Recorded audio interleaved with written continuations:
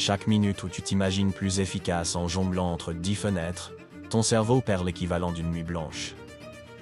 Des chercheurs de l'Université de Londres ont mesuré que la simple arrivée d'un email non lu suffit à chuter de 10 points ton QI fonctionnel. Comme si tu passais soudain de la haute définition au flou granuleux. Visualise un sablier inversé. Chaque granule de sable est une pensée claire qui tombe hors de ton esprit dès qu'un ding surgit. Tu penses avancer, mais tu crées des trous de mémoire, tu entasses des erreurs invisibles, tu paies une dette que personne ne t'enseigne à comptabiliser. Le coût cognitif du multitâche se nourrit de tes illusions. Croire que deux choses faites en parallèle valent 2 avancées, alors qu'elles valent 2 demi-reculs. Le multitâche n'existe pas. Ton cortex préfrontal ne joue pas du piano avec 2 mains indépendantes. Il commute. Une commutation ressemble à un déménagement microscopique. Tu lâches les cartons d'un sujet, tu recharges ceux de l'autre, tu reposes les premiers 3 secondes plus tard, et ainsi de suite, 100 fois par heure. Chacune consomme du glucose, siphonne de l'oxygène, bombarde ton système nerveux d'adrénaline. Tu ressens l'euphorie de la course, mais tu ignores que cette adrénaline serre les vaisseaux sanguins du lobe frontal, t'empêchant d'accéder au raisonnement de haut niveau. Une étude de l'Université de Stanford a montré qu'après 20 minutes de commutation fréquente, la mémoire de travail se réduit de 40%. C'est comme si ton bureau se couvrait de feuilles volantes et que tu cherchais ta propre main sous le désordre. Les dégâts ne s'arrêtent pas à la performance instantanée. Ils s'accumulent comme le calcaire dans une tuyauterie. À chaque alerte, la dopamine s'envole, puis retombe. Le système la réclame de plus en plus tôt, comme un enfant capricieux pour sa sucrerie. Cette oscillation entraîne un épuisement des récepteurs. Tu deviens moins sensible aux récompenses profondes. Finir un chapitre, achever un plan, tenir une stratégie annuelle. Tu vois le succès comme trop lointain, tu réclames la microdose suivante. Le cortisol grimpe pour gérer l'attention. Trop de cortisol ronge l'hippocampe, la zone qui encode tes souvenirs, et multiplie par 2 le risque de dépression. Tu ne te souviens plus où tu as rangé ton fichier? Peut-être parce qu'une année d'alerte a érodé la structure cérébrale censée l'étiqueter. Traduis ces micro-dégâts en euros. Une société d'assurance américaine a calculé qu'un agent passant de 60 interruptions quotidiennes à 17 augmentait son chiffre de 32% en 6 mois. À l'échelle macro, le cabinet Bassex estime que la fragmentation de l'attention coûte à l'économie mondiale plus de 1000 milliards de dollars par an. Dans ton micro-univers, cela signifie des délais qui glissent, un freelance rejeté pour livraison tardive, une promotion attribuée à quelqu'un dont les livrables ne sont pas meilleurs mais arrivent sans bavure.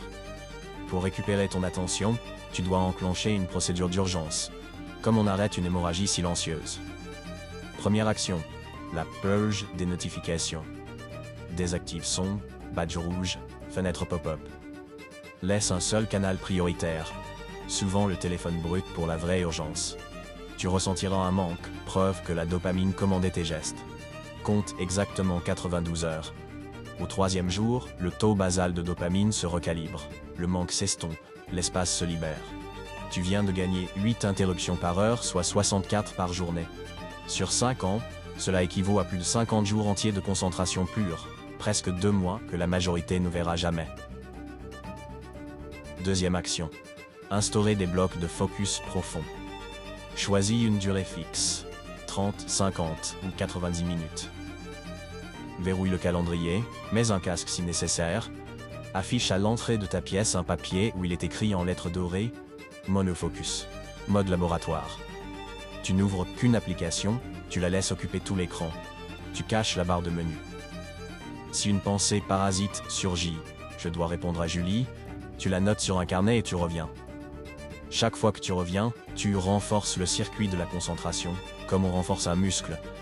Les IRM montrent un épaississement du cortex préfrontal au bout de 8 semaines de pratique. Ce muscle mental devient un différenciateur de carrière. 2 blocs de 90 minutes par jour, c'est 15 heures nettes hebdomadaires.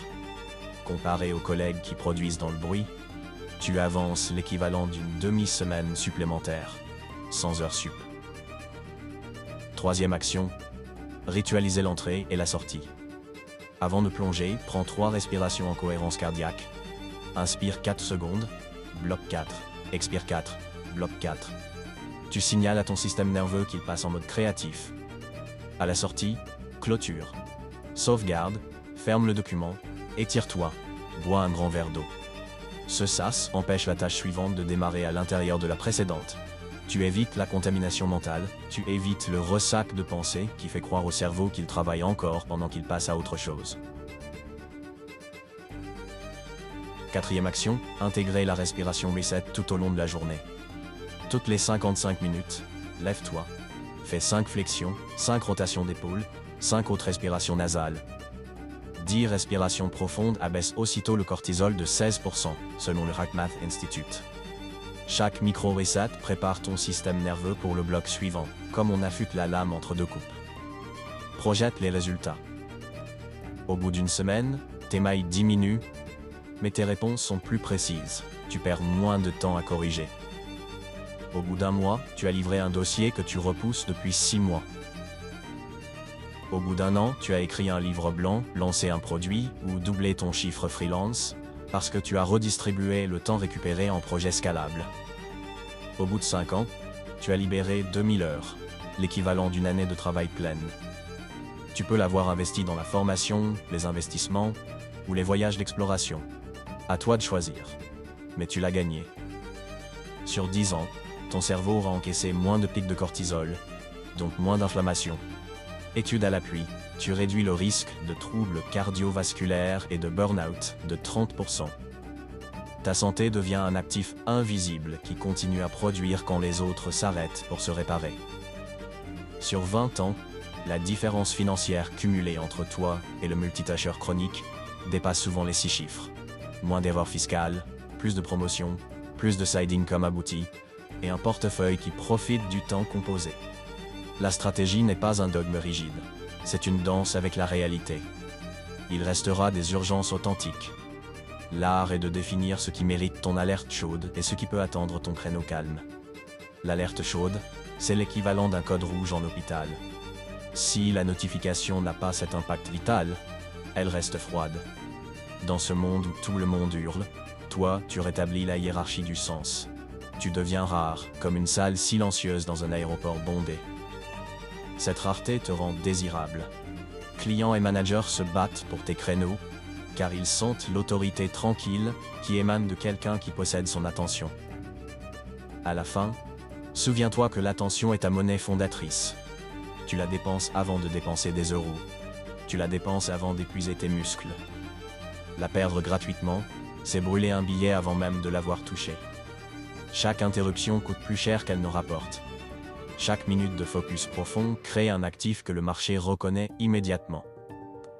Alors éteins la prochaine alerte, ferme l'onglet parasite et respire 3 fois. Tu viens de semer la graine d'un futur où tes idées percent le brouillard et doublent ta productivité sans doubler ton effort. Découvre l'extrait gratuit du Codex Mental, lien en description.